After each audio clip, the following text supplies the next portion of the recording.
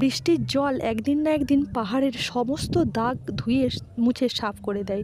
সেই রকমই মানুষের মনে কোনো যদি দাগ থাকে, কাউকে না পাওয়া থাকে, কোনো হা-হুতাশ থাকে, তাহলে সেই না পাওয়াটা কিন্তু দিনের পর দিন ধরে কোনো মানুষ মুছে দিতে পারে এবং সে যত দিন যাবে তার স্মৃতি আবছা হয়ে আসতে থাকে। এই রকমই আজকে তেজ বসু মল্লিকের জীবনে ৫ বছর সুধাময়ী চলে গেছে, কিন্তু তেজ বসু মল্লিক তাকে ভুলতে পারেনি। এর একটা প্রতিকার দরকার। তাই একটা নতুন মেয়ে যদি এসে তেজ বসু মল্লিকের সেই জায়গাটা পূরণ করতে পারে, তাহলে হয়তো তেজ বসু মল্লিক এ যাত্রায় বেঁচে যাবে, নইলে তার যা অবস্থা সে পাগল হতে আর বেশি দেরি নেই।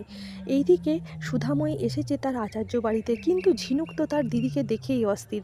কিন্তু দিদি ৫ বছর পরে কোথা থেকে এলো? তারপরেই যখন দিদি দিদি করে চিল্লাতে থাকে এবং দিদিকে আদর করতে যায়, তখনই দিদি বলে, আপনি ভুল করছেন, আমি রুক্মিণী। পৃথিবীতে কিন্তু একটা মানুষ ২ রকমের হয়, ৩ রকমের হয়, আমরা সবাই জানি।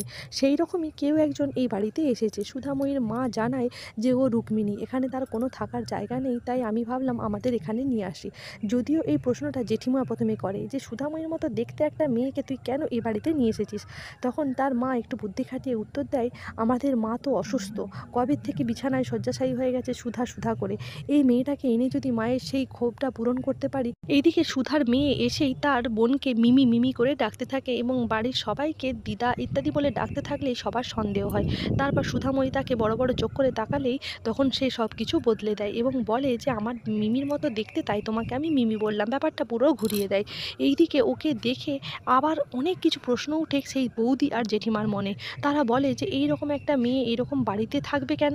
সুধাময়ী এখন অনেক কিছু আর বাংলায় বলে না, ইংলিশে খুব ভালো ফটর ফটর করে কথা বলতে পারে। তাই সুধাময়ীকে দেখে কেউ বিশ্বাস করার উপায় নেই যে এটা সেই আগের সুধাময়ী। এই মেয়েটির বাবাকে, সেই মেয়েটির স্বামী বা আসেনি কেন সঙ্গে? আর এই যে বিএফএফ কথাটা বলছে, বয়ফ্রেন্ড ফর এভার, সে কে? এবং তার স্বামী, তার শ্বশুরবাড়ির ঠিকানা সব কিছু যখন কৌতূহলবশত বাড়ির সবাই জেঠিমা বৌদি জানতে চায়, তখনই সুধাময়ী জানে যে কাকে কোন ফুল দিলেই সন্তুষ্ট হয়, তাই সে টাকার কথাটা তোলে। আপনারা ঘর ভাড়া দেবেন আর আমি এই ঘরে থাকবো, আমার পার্সোনাল ব্যাপার, সব কিছু কৌতূহল জেনে আপনাদের কী লাভ? আপনারা যদি ভাড়া না দিতে চান বলুন, আমি হোটেল দেখে নেবো। এই কলকাতা শহরে তো আর হোটেলের অভাব নেই। তবে আমি এই ভাড়াটার জন্য, আর এই ঘরটা পুরনো মডেল বলে আমার খুব ভালো লেগেছে, আমি ২০,০০০ টাকা মাসে দিতে পারি।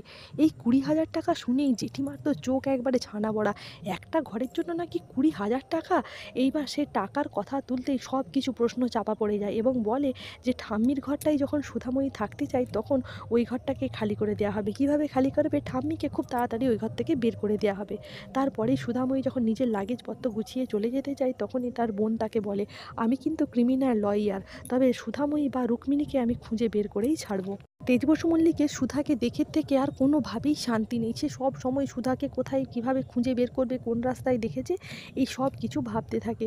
পুলিশ অফিসারকে জানায় এবং পুলিশ অফিসার বলে, দেখুন আমরা নিজের চোখে দেখেছি ৫ বছর আগে সুধাময়ী জলে ডুবে মৃত্যু হয়েছে, সে কিভাবে ফিরে আসবে?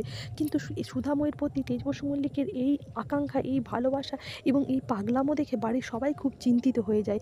আবার এত বছর পরে পাগলামি করছে, সুধাকে দেখেছে, কিভাবে সম্ভব? আর এরকম করে চলতে থাকলে ছেলেটা তাদের আর বেশি দিন বাঁচবে না। ৫ বছর ধরে কারুর সাথে মেশে না, শুধু নিজের কর্তব্যটুকু করে যায়। ৫ বছর হয়ে হাসে না, কারুর সাথে কথা বলে না, শুধু ঝগড়া, মারামারি, গুন্ডামি করে বেড়ায়। এই সব কিছু দেখে বাড়ির লোকের তো মাথা খারাপ হওয়ার অবস্থা।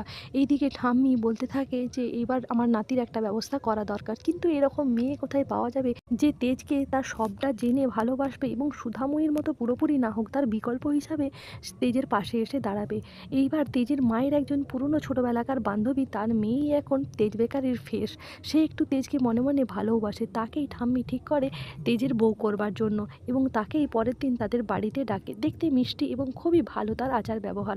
দেখা যাক তেজ বসু মল্লিকের সাথে কীভাবে এই মেয়েটির পরিচয় হয়, তেজ বসু মল্লিকই কী বলে।